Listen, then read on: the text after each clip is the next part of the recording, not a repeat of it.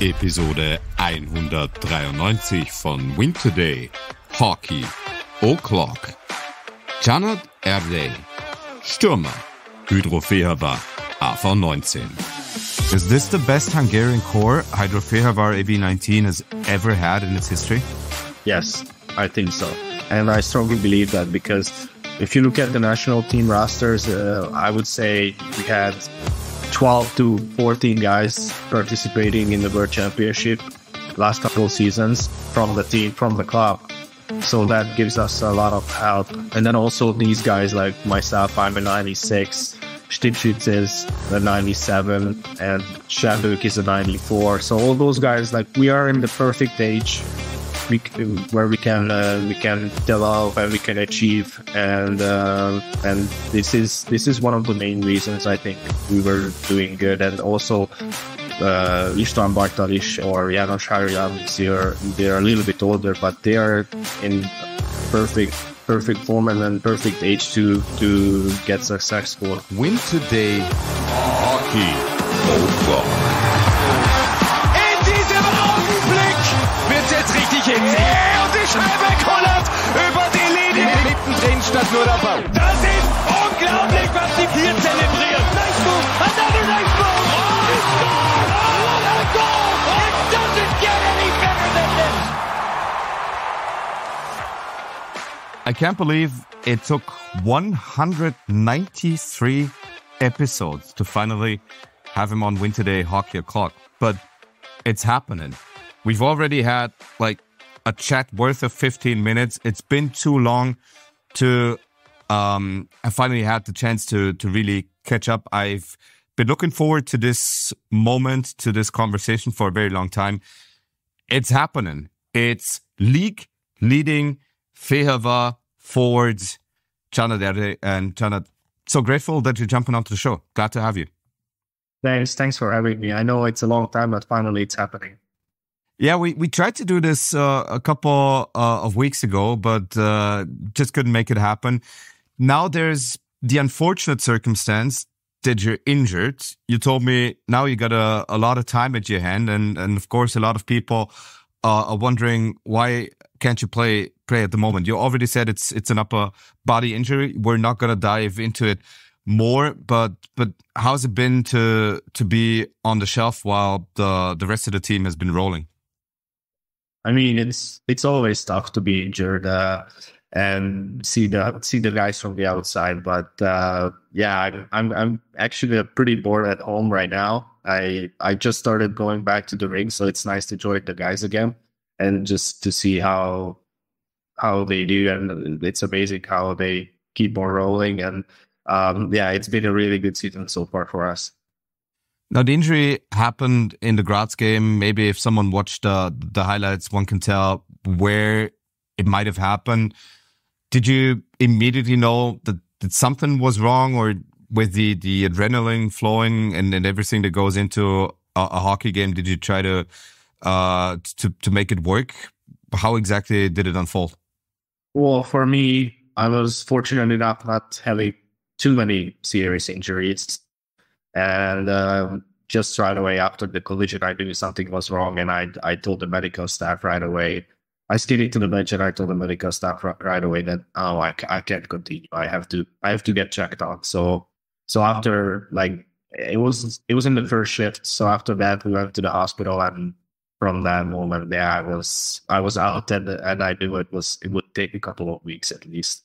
So yeah, but like you mentioned, sometimes you don't recognize if it's a small injury, it's the adrenaline that's in you. Sometimes some players keep playing with the injury. So, but at this time I couldn't, so I had to skate off right away.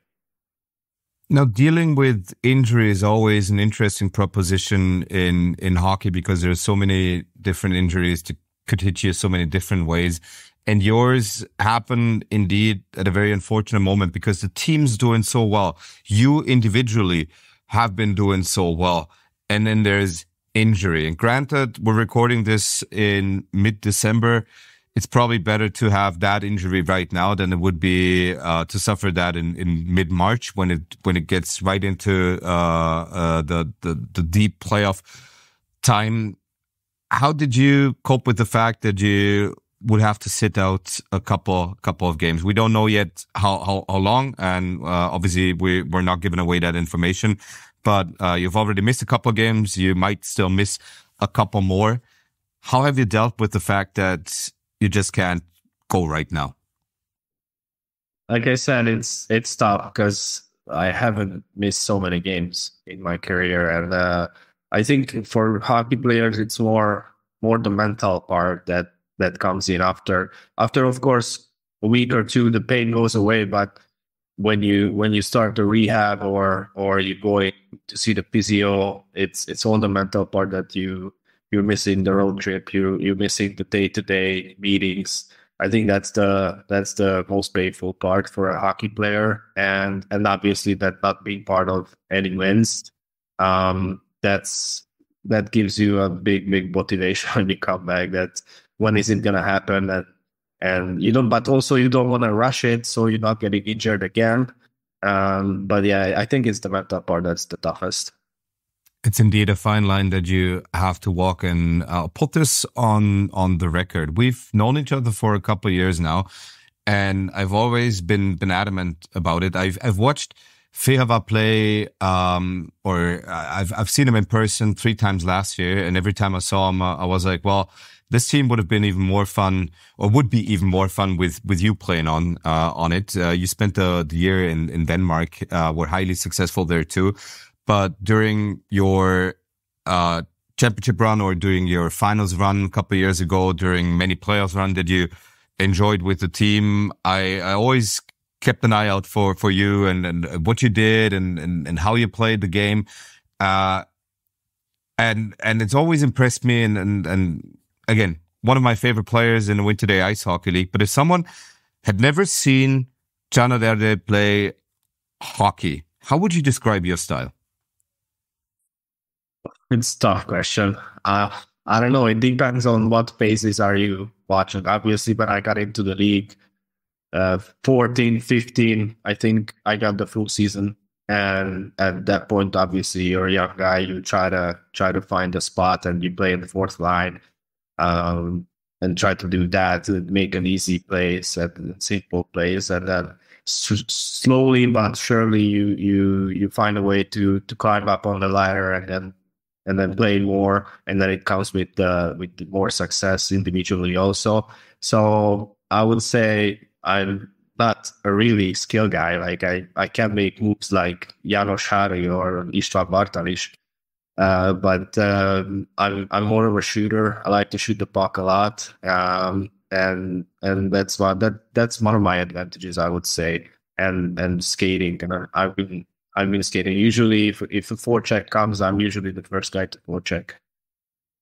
And you've never been afraid to be in front of the goal, to go to the dirty areas where a lot of work has to be done. How insane do you have to be to wanna stand in front of the goal, to wanna deflect and block shots, to wanna take away the goalie's eyes by taking into account that you'll get hit a lot of times? Well, yeah, it's really, I mean, you need to get used to it.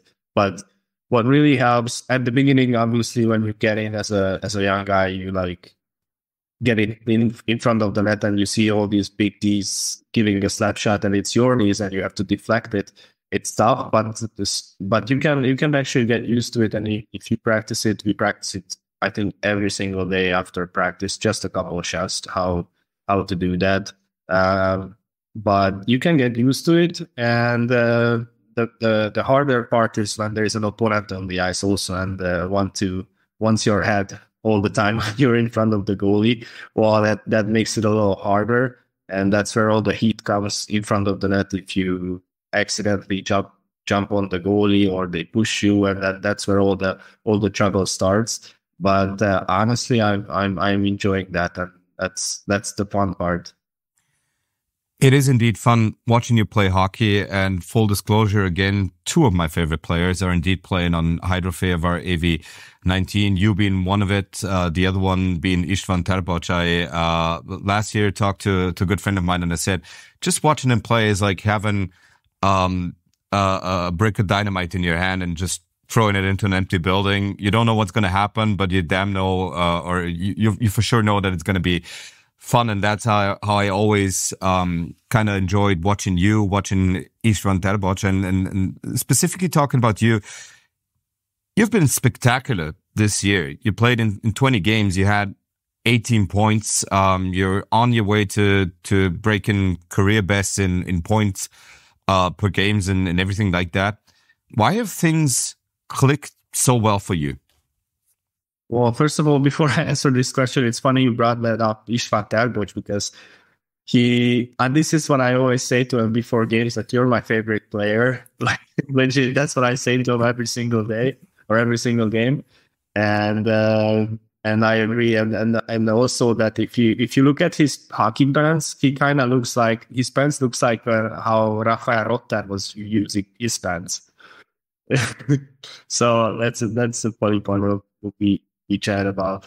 But yeah, back to your question. I think it's all in all, like, the teams got so much better during the summer, and then our team core is one of the best, if not the best, in Fehérvár's history, and that also gives the opportunity to the forwards to have more offense. So I think that's been a huge part of the team and my success. And then obviously, like, and hockey players know that, like, sometimes it goes your way, sometimes it doesn't. And then in my situation this season, it just we had a really, like, bad, I wouldn't say bad start, because it was the CHL, and then we played all these big teams. But with playing those CHL teams and then not gaining any point as a team, it doesn't give you that much confidence. So we had to dig deep and find the confidence in the league, in the ISHL, and it clicked right away, like game 1 or game 2, at least for me. So I was just going with the flow, and then honestly, I wasn't even looking up stats or how did or is this my best start yet? But yeah, obviously I felt good about it, and then having the team success was always a priority for me and for us also, and then just to have that deep core and forward core depth, it helps us a lot. And obviously, I'm enjoying to working with David Kish also. He's been my assistant coach in the league and in the national team also. So I'm happy for that. And also Tyler Dietrich used to be our coach when it was the Abyssal, the U20 league. So I knew him for a while too. And Sammy, our goalie coach too. So yeah, it's been fun. Just as if you would have had a sneak peek at some of my notes that I jotted down before doing this podcast, because those are two people I'm eventually going to talk to you about. But let's just stick with Fehérvár in the Champions Hockey League. Obviously, not too much enjoyment in that experience as regards the results, but how much motivation did you take out of the Champions Hockey League campaign that didn't go your way necessarily to do better in the league? Well, it first of all, it gave us the opportunity to prepare our season, because playing against teams like Pardubice and Firestad, all those teams, like, actually all the teams that we played is tremendously good, and yeah, sometimes we spent a little bit too much time in our season, so that helped us prepare us for the league. And honestly, the motivation was like, it's actually a good like a CHL has been really good for the organization too, and the city of Fehérvár. So it brought us a lot of fans during those home games and also away games. So that was the motivation to try to keep those fans in for also the ISHL league games, and I think it's been really good. The attendance level, as you can see on the stats in the league side, we've been doing much better than we did at the old rink. The interesting part isn't that really struck me, because I was following Fehérvár fairly closely, and then I had a game by game look at your results. And what immediately struck me is something that happened a while back in the win2day Ice Hockey League. When Rob Daum got to Linz in 2011, he took him on this magic carpet ride. And for whatever reason, this mantra came about that they intended to never lose 2 in a row. Fast forward to Fehérvár AV19 of this year, and with now almost half of the league games in the regular season under your belts, you never lost 2 in a row. You're winners of 4 in a row. It's 5 of your last 6. You already had an 8-game winning streak. And again, never 2 losses in a row. What's the secret to success been? Yeah, it's we were actually going for, when we had the 8-game winning streak, we were going for the franchise record, which is 9. And yeah, obviously, like when you start the season, you don't know what you're gonna get. And then we had our schedule was like this, and it has been like this for the last couple of years, that we start with the road trip to go Italy and then play 2 of the 3 teams. And so, yeah, the beginning of the season, I remember it was back and forth, 1 win, 1 loss, 1 win, 1 loss. And then we had a meeting about it, that if we want to do good and we want to finish at the top of the league, or we have to start having winning streaks, because if you don't do that, obviously you're gonna struggle. And then I think I can't remember which game it was, but there was one game I remember that everything went our way, and then we scored a lot of goals, and then obviously the confidence went up, and that was just the start of it. So after that, and also from the coaching staff standpoint, they giving us really high standards, and I think it's good for the club that we have that, and that also happens that we have older veteran Hungarians and that have a Hungarian core. And I always thought it's really important to for the imports also, it's easier to fit in once you have, like, I would say 12 to 14 guys that has been in the team or has been in the league for a long time. It's always easier to fit in, and yeah, the Hungarian core is doing a good job about that too. With you returning, and I want to get to your return specifically, with Balázs Sebek now being a part of Fehérvár, with the excellence of Bence Stipchitz, with Dominik Horvat even in goal. There's Hungarian talent on every level of the roster, on every position. Is this the best Hungarian core Fehérvár AV19 has ever had in its history?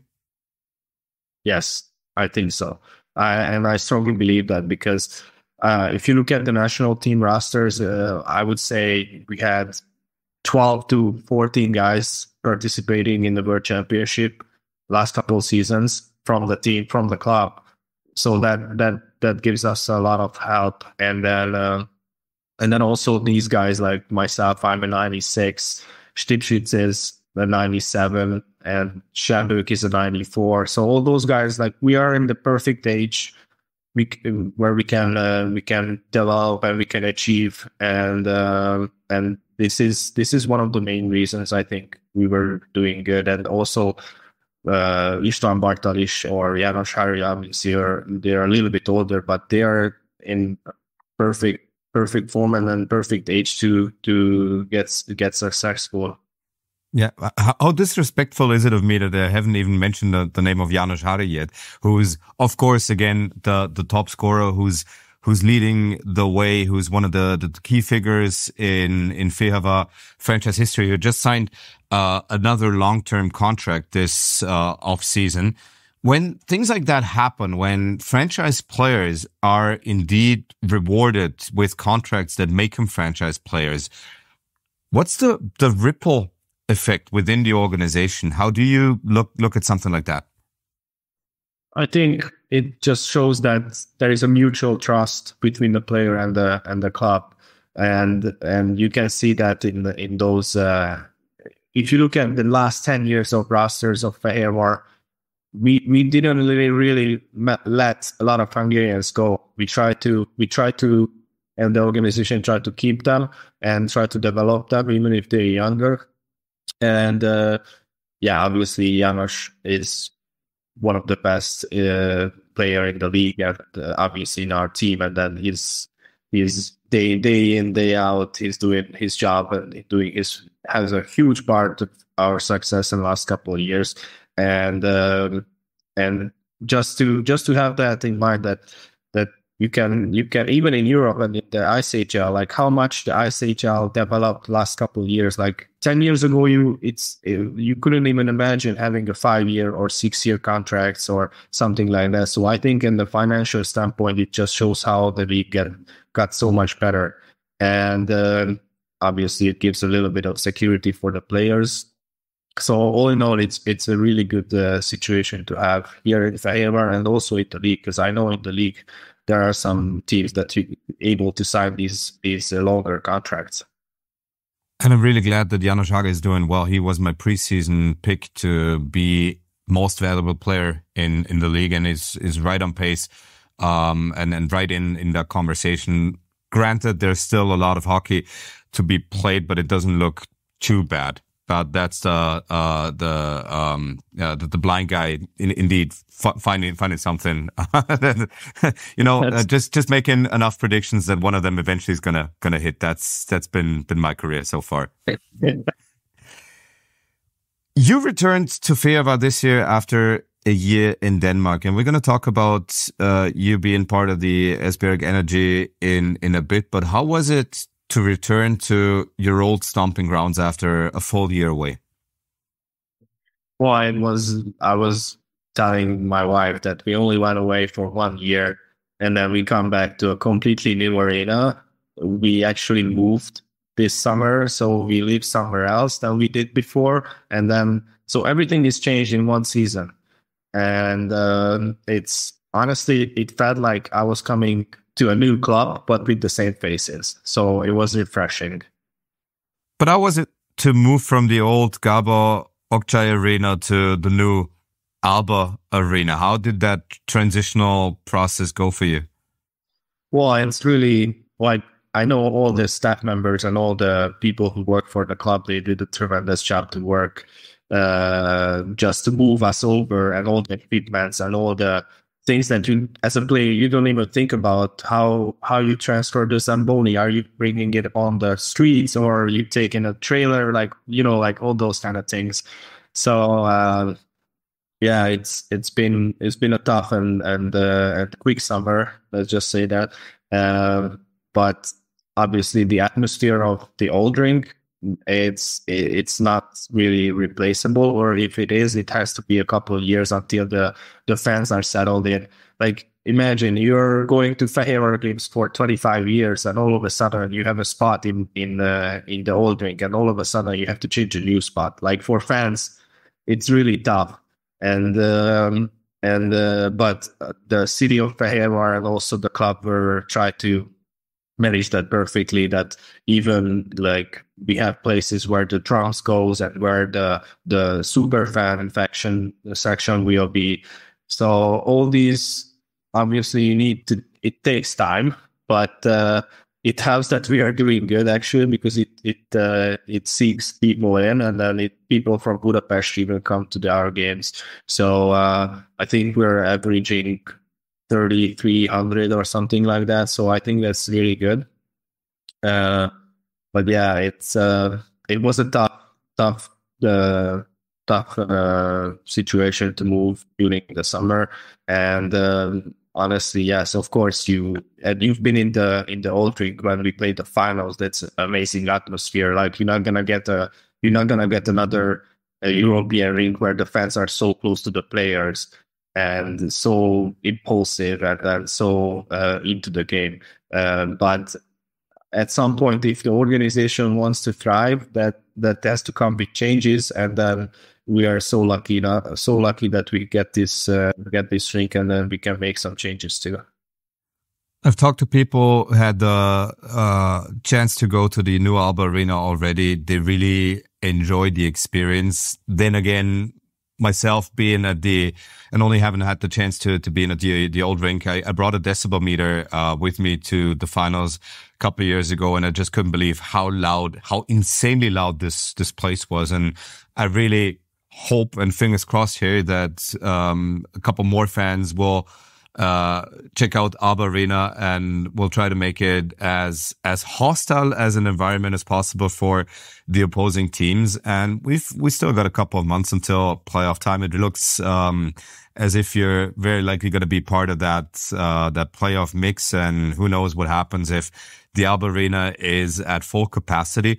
But how long did it take for you to finally feel comfortable in a new arena? All arena, where everything is, all the places, your locker, all the people, the offices and everything. How long did that take in the new arena? Well, it didn't take much time, I would say. First of all, the quality of the ice. Maybe some fans don't see that, but as us players, we can feel it right away if the quality of the ice is bad. And then, especially at the beginning of the season, the old rink size wasn't the best. And I'm being raised right now. So that was a huge change. But it's easier. It's always easier to adapt something better. And also, I could say the wall, the boards on the rink, it's not glass, it's plastic, so it helps us with maybe like shoulder injuries, or it's just a better feeling to play on those ice. It's state of the art. Yes, and I think the locker room is amazing. Also, like. I know it's tough because we're on level -1, so we don't really see the daylight during the where we are in the locker room or the sun. But I think they made it as comfortable as it can be. And like I said, obviously it's gonna be mistakes, or sometimes you try to find how to put the lightnings on for the ice, because sometimes they don't turn it off on right away. But those are the mistakes that you have to correct during these years, and I think it's gonna get easier if we keep performing like that, because the fans are gonna tolerate more, and then obviously the management or the coaches. So I think it all comes down, if you're successful in the new building, it's easier to fit in and settle in. The great thing about you, you're not only exciting to watch, you're also a smart player, and you're constantly feeding me talking points that I want to get into. And the quality of ice, if you talk to players, like for outside fans and people who loosely follow the league, it's hockey that happens on ice. But there are tons of different ices, for the lack of a better word, different qualities. And I vividly remember last year talking to a player who hated the ice in a certain arena. Said it's so soft, it makes you waste so much energy on things that you normally don't have to worry about. Where does the ice in the new ABBA Arena, or how does it compare to other surfaces in other league places? Where's the best ice to be found? I think the best ice is in Salzburg. But Klagenfurt, since they had the renovation, I think they have a really good ice too. And we're getting there. We're top 5, I would say, top 6 in terms of ice sheets. It also depends on, like, not just the ice sheets, but the boards, like how far are they from each other. There was, for example, there was the CHL game we played against Sparta Prague. And then they had the NHL size rink for the game, because they had the NHL Global Series game after us. So it was so weird that we played on that small ice sheet. But honestly, I prefer the bigger ice sheet, and that's what we have. So these are the things that mostly fans don't recognize, but this is a huge part of hockey also, and that just shows how also the league is getting better. That we don't have bad facilities. We only have like good facilities, and then obviously there are some rinks that the ice is better. But I I don't think there is anywhere as close as it was at the old arena, like around September or October, when it was like leaking and then water coming from the ceiling. It was definitely an adventure. I talked to a lot of people who not always enjoyed the Fehérvár experience. I very much did so, and the fans were a huge part of that. And just the goal song that they play and sing after each and every Fehérvár goal. And just a couple of years ago, I saw a game, an away game from Fehérvár, close to my home, and a couple of fans still sung the song even though the arena was dead silent because the away team had just scored. So there's so many passionate fans, and it's a tremendous core group. And obviously the fan base is still growing and has room to grow in the new arena. How's the atmosphere been for you on the ice, comparing the atmosphere in the old arena to the atmosphere in the new one? Well, like I said, it's the fans are not as close to you as it was before. So obviously you can't hear that much.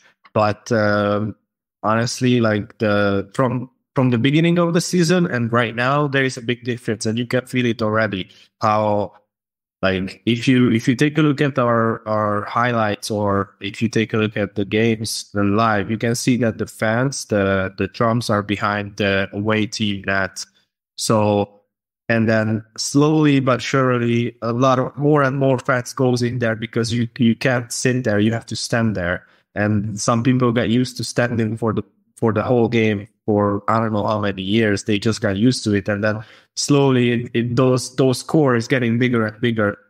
So that two section is huge for us, the fan section. But obviously, for having this many seats, and then families are able to bring out kids during an afternoon game, that's also a huge part, and it helps hockey. So, and the jumbotron and all those like things that you can see even in Austria, Germany, or North America, like the entertainment part it can be a bigger role for the club.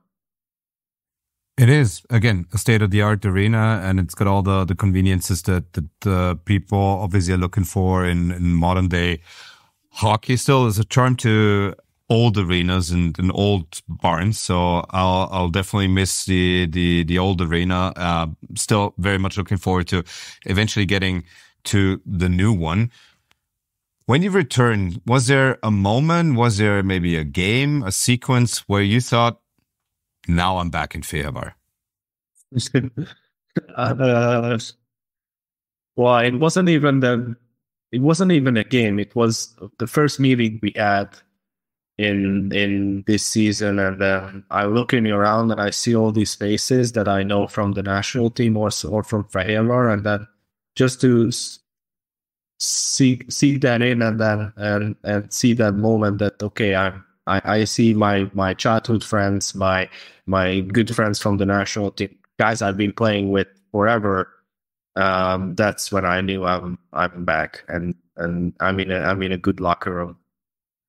And it's a great thing to have you back in the league. But how come did you went to Denmark? What was the thought process when you headed into that adventure? Well, first of all, I was 8 seasons, I think, straight with Fehérvár, and then we had the final year when we played Salzburg in the final, so that was really good for us. And the season after that, at the end of the season, I felt like I needed some changes. I may be too long here at Fehérvár, or I needed to try something new, and I've never been as an import on any team. Besides, I was in the USHL, but that was junior. That's not pro, so that I wouldn't count that. So in myself, I was thinking that I wanted to prove myself. I can be a leader player or a better player on some other team, not just in my hometown. So that was the main thing. And then obviously on the off season, agents are doing their job and then try to find a team where it's the best for you. And then SVG Energy came across around June after the World Championship, and then they were really much interested. And I had the conversation with Jason Jasper, who's coaching now Boostertal. So he after the talk, I knew I'm gonna be in good hands in SVG. So I'm really lucky I actually took that step, because I wasn't just developing as a player. I think I developed as a person, that you're a little bit away from your family. Me and my wife went there only. So yeah, it's I can say that I grow as a person on the last season also. You mentioned an interesting point, and not a lot of hockey players are getting to experience it, but being an import player in another league, what changes when you're not a domestic player, when you are regarded as an import, when everybody says, well, why is he taking up an import spot? What's the main difference? Yeah, I mean, I would say that you never feel as comfortable as a home guy. As a home player, I would say, like, and we saw that numerous times in our club or even in the ISHL, that if you don't perform, they can let you go in a month or in a couple of weeks, because you need to adapt as a and you can't blame the clubs, because that they want to be successful. That's where they coming the money part, that if you bet on the wrong horse, you maybe want to change the horse, and then maybe there's a little bit bigger pressure at the beginning as an import player, and that was the main part. But I could say that I was able to jump that, because we made it to the finals there also. Unfortunately, we couldn't win against Sude, but that's the other story. But yeah, like I said, I think we had a great group of guys there too, and then just to experience how Danish people love hockey also, and it was a great year, and it was even better with the World Championship at the end of the season. I'll get to the experience of the Danish league in a bit, and I just get the feeling that we're never going to run out of topics if we continue on this trajectory. I'll try to keep it within an hour, promise. But having that understanding of being an import player in another league, did it change your approach with new imports that are now on Fehérvár? There are the Josh Atkinsons of this world, the Tim Campbells, the import players that have been there before that you knew, but now with new incoming import players, did it change anything, how you dealt with them, knowing that you just have been an import yourself? I was always like, I don't think it changed, because even before I went to Denmark, for example, I was teaching a Canadian guy how to drive a stick car, like a manual car and stuff like that. So I was always helping those guys to fit in and try to make it feel as comfortable as possible, because this is gonna be their home for the next 8 to 9 months. And if you or your wife or the family is not happy, obviously the player can't perform. So I think it's really important that outside of the league you feel appreciated. And here in Fehérvár they do a great job. Like as you roll in day in, you got your car, you got your apartment. So I would love to be an import in Fehérvár. And yes, it hasn't changed, because I was always like that. And then obviously when I was younger, it made some of the teammates made it to my duty to help the imports a little bit, show them where the best grocery stores or where to go to eat and some things like that. So I was always like that. It's interesting that you mentioned that you want to be an import player in Fehérvár too, because I had the good fortune of talking to Mike Uzas many times, and he loved his time in Fehérvár, and he said one of the best places for an import player indeed. So that's why you're probably attracting that much North American high quality talent, and it's really shown on the ice too. But when we get back to Denmark and your experience there, you already told us that people love their hockey in Denmark. But what's maybe a fact, a thing about the Danish league that a Central European hockey fan wouldn't know?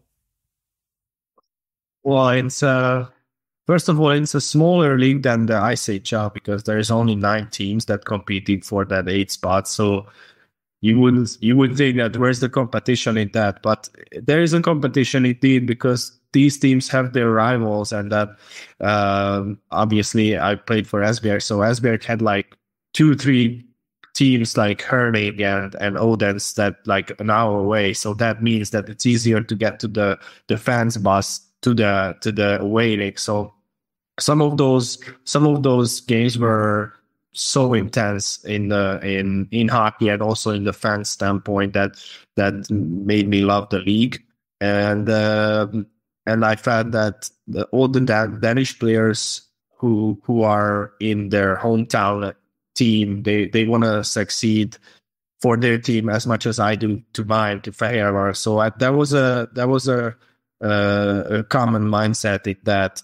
But all in all, I think that Danish people love sports, and they like to go to their handball games, to their soccer games, and also hockey games. So I think that's one of the reasons that I think it's a good league, and they are developing young talents. Obviously, some of the young talents going to Sweden because they're so close to each other, but they have a good development program also in the Metal League, and because Rodovre has a lot of young guys that plays on that league. Yeah, if we just look at the national team level, Denmark has been part of the APOL for many, many years now.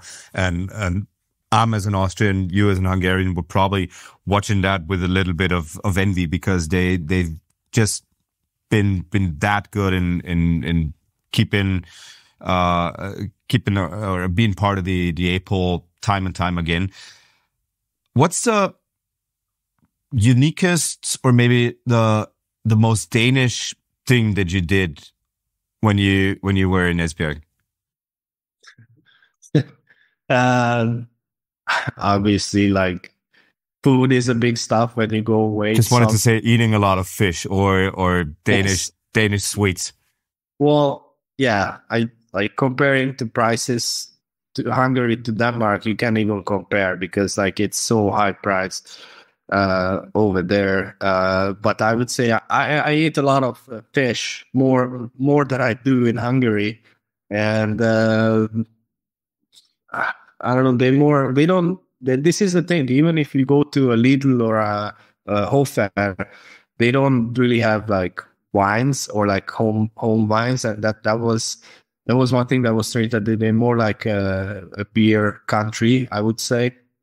And I don't know. There are some weird fish that I haven't tried. I'll be honest with you, but honestly, I loved it. And then we like that. This is the thing that I was talking about, like experiencing another culture, how they do, how the life is so calm compared to Hungary.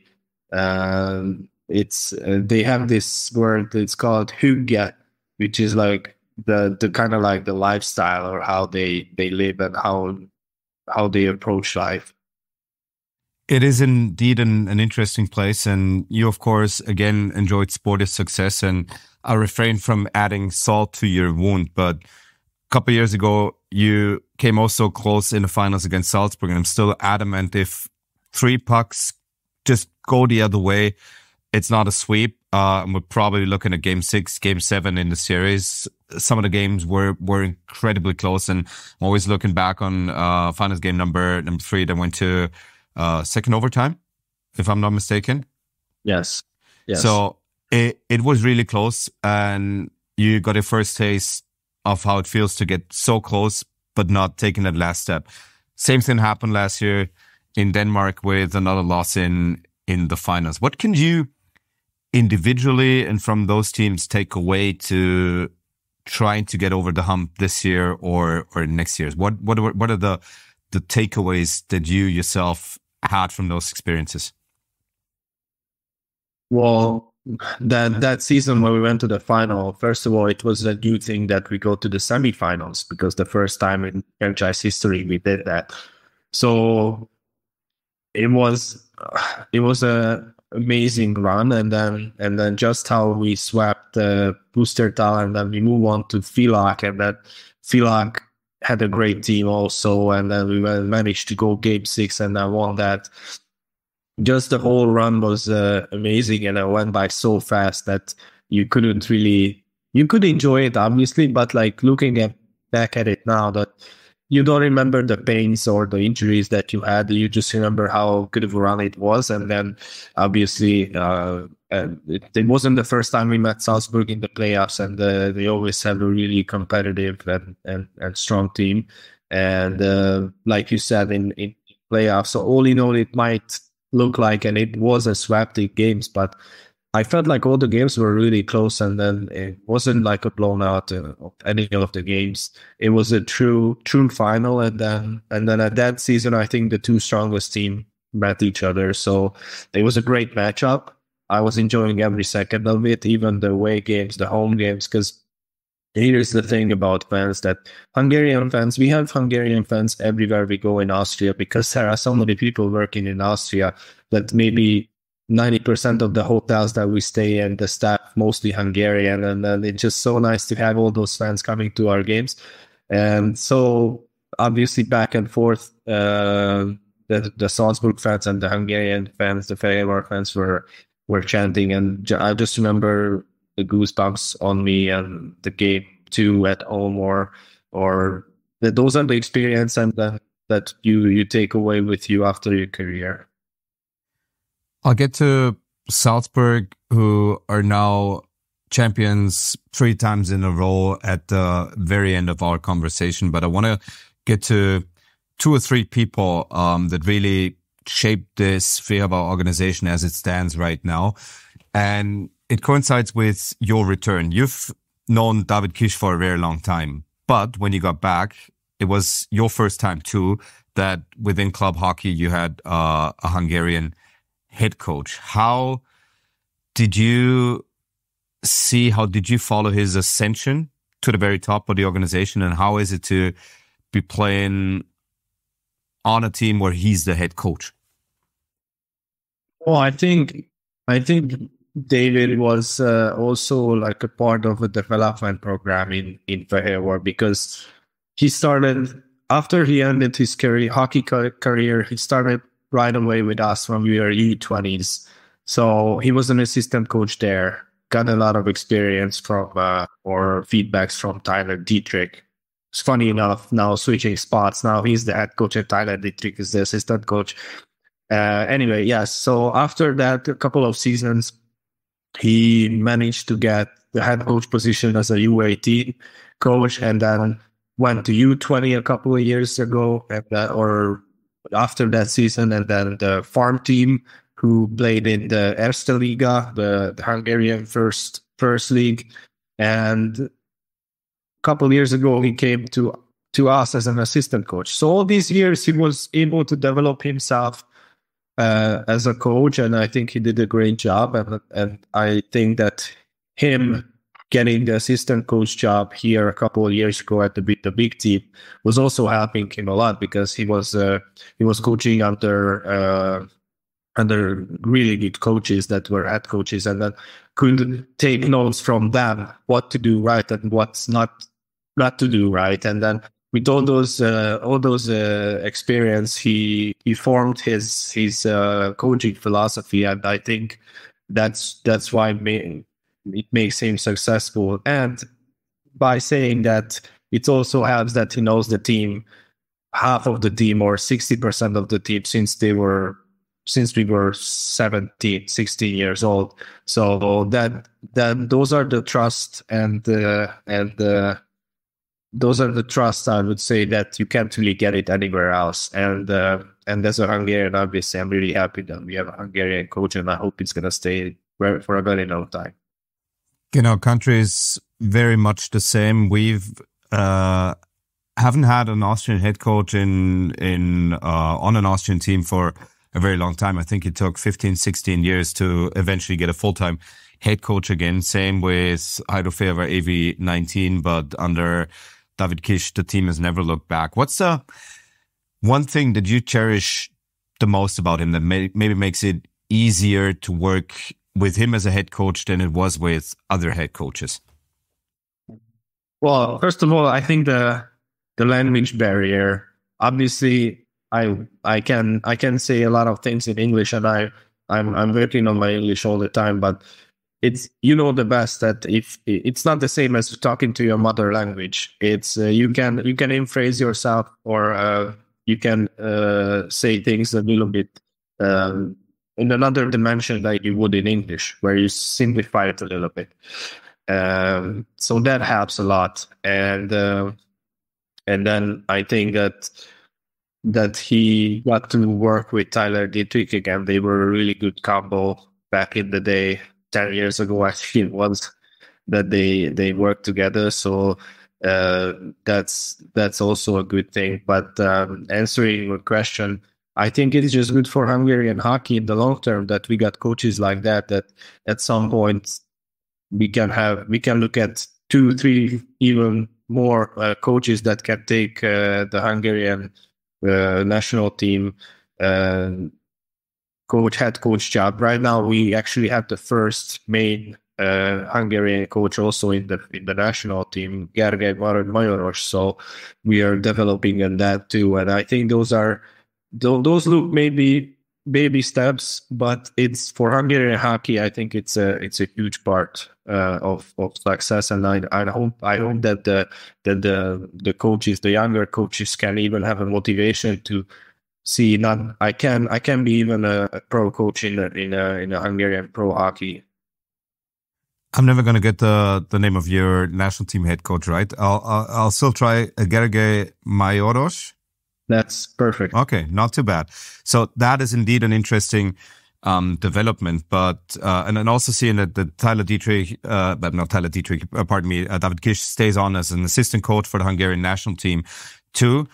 But Tyler Dietrich, and I have to back this up a little bit. Many years ago, someone told me, watch out for this Tyler Dietrich guy. He'll really help shape the Fehérvár organization. He's one of the smartest hockey minds in the league that no one really knows about. And I've tried to follow his trajectory a little bit. He's so experienced, and there's not a person who can say a single bad thing about him. How much of his fingerprints, or how many of his fingerprints, are on this Fehérvár team, and how it's been shaped? Well, so Tyler came to the organization, I think, 2014 season, or maybe even before that, 1 or 2 seasons. Anyway, first he was the U20 coach, like I said, in the Austrian U20 league for Fehérvár, and then I was part of that team. And then I remember this was the first season with him and David on the coaching staff. We felt like we were treated like pros. We were having video meetings, and we were having system meetings and stuff like that. So I think that was a really big part of that generation, and that's why a lot of guys still play that generation in Erste Liga or somewhere else. And obviously, you said he left his fingerprints on the team for that a couple of years, and then he got an opportunity to go and work for Hockey Canada. So that, I don't think that needs explanation. Which you never turned down. Yes, and then coming back to where he started, it's also a full circle life. And like you said, I think we have, and I don't forget to mention our goalie coach Sami. He is also a huge addition to our team. And with all those guys, I feel like they're, even if you see them working or they're working on their laptop, you can see that there's also chemistry between the coaches, and it shows on the ice. Got 3 more questions, and hopefully we're going to stay within the hour. But just looking at the Hungarian national team last year, and you wearing that iconic C for a captain on your chest, how was that?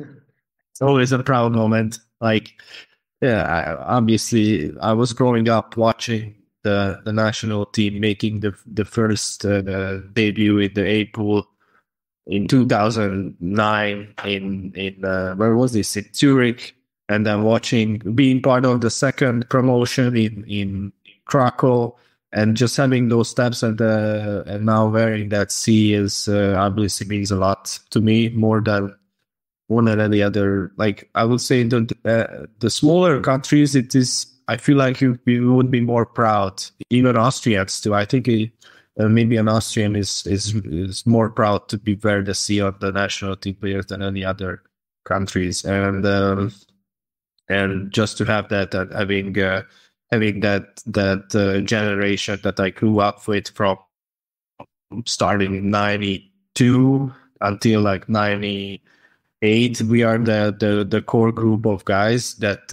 we had so many experience together, good and bad, and now able to have that C. Obviously, it means a lot. But that being said, that room contains a lot of leaders also. So it for me, it's never about the ladder, and it doesn't change my game or my approach to the locker room if you have a ladder or not. And there is like at least three or four guys who can have that ladder, and that's what made us successful in the World Championship in Bolzano. It just shows how deep Team Hungary is in Hungarian hockey, and you haven't been around for more than a decade now on the pro level and haven't seen it all. What's the status quo of Hungarian hockey? Where would you say the level of play is right now? How satisfied are you with where hockey in Hungary is right now? Well, right now, this is the first time we actually made it back right away to the A pool. So that was a big step, a historic step for us. And we were so close to stay to the A pool 2 times, one against Austria. I know. You probably watched that game. And I might have, yeah. But yes. I have no rooting interest. I always, and it might sound extremely cliche, but hockey is so great because more often than not, the better team indeed wins. Now, it's a different proposition at the World Championships, where you usually have that one last game that might just be the decider. But yeah, watch the game and you're just feeling bad because you know so many players from covering them, and you just know, well, there's joy on one side of the rink, and there's this brutal negative set of negative emotions on the other end happening. Just like when it's about a championship, you know the feeling, unfortunately. But I'll give you the stage. Yes, exactly. But that's what makes hockey fun. That you're having those bad moments, and then a couple of years later, you're gonna appreciate the better ones much better, like the positive experiences. And so well, I can't remember what was the question. What was the question? The status quo of Hungarian hockey. Oh yes. So so Hungarian hockey right now, we are back in the A pool, both men and women. First time ever that happened. That in the same year we had the both national teams on the A pool, and right now that we would like to take the next step. The next step could be stay into the A pool. Obviously, it can take one season or it can take a couple of seasons, but the main job, the main goal is that we stay in the A pool for 1 or 2 seasons, because it would help Hungarian hockey a lot. And then I don't know how it works in Austria, but in Hungary, the national team performance kind of determines the whole, how people who don't usually follow hockey, how they talk about Hungarian hockey. That if the national team does good, then Hungarian hockey is good, including all the clubs, all the Erste Liga, everyone. And if the national team doesn't do good, then people try to forget them. So obviously that's a big pressure on our shoulder, but the main goal, I think, as a team, that we finally stay into the A pool after one season. Austria, unfortunately, works a little different. I'll give you a lecture on how this works and why we're weird in those terms when we bump into each other next time around. I want to finish this out with something that has to do with your finals experience against Salzburg, as they've gone on to win 2 more championships. They're the gold standard in the league, and even though they're not right at the top with 4 fewer games that they've played so far and the 12 point that they could still make, puts them right into the mix with you, with Bolzano. And I've said it before, until proven otherwise, Salzburg is the team to beat. And if one has seen their play in Champions Hockey League and how they just beat Fehérvár of all teams convincingly, what's it going to take Salzburg to the brink, to take Salzburg and give them a series, to maybe dethrone Salzburg? And I know half of the regular season still has to be played. 2 more playoff rounds, and everybody assumes that Salzburg gets to the finals. And I know a lot of Fehérvár fans are hoping that the team makes it too. What's it going to take to beat Salzburg? Well, first of all, you don't know how the regular season ends. So if, let's say, we are in the top 2 teams, the only time we can see each other is in the finals. So I think the regular season position is a key factor for every team. First of all, it's because of the picks. And honestly, I love the picking systems because I think it's great for fans and for entertainment to have that picking system. But you don't know where you're gonna end up matching up. Honestly, it feels like we're always matching up with Salzburg somehow. It's either in the quarterfinals or in the finals somewhere. But